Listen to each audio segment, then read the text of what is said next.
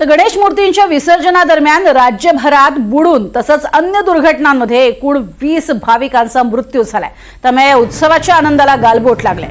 मृतांमध्ये 18 जणांचा मृत्यू हा बुडल्यानं झालेला आहे। त्यांचे मृतदेह हाती लागलेले आहेत।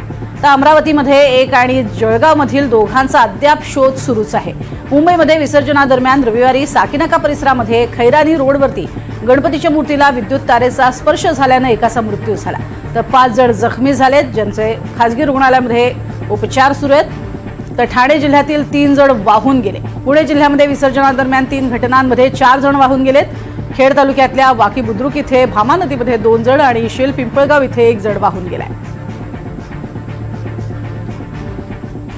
विसर्जन सोहळ्याला दरवर्षी गालबोट लागतं, मात्र यावेळी जास्त लोक वाहून गेलेले आहेत। तब्बल 20 जण हे विसर्जनादरम्यान बुडून मृत्युमुखी पडले।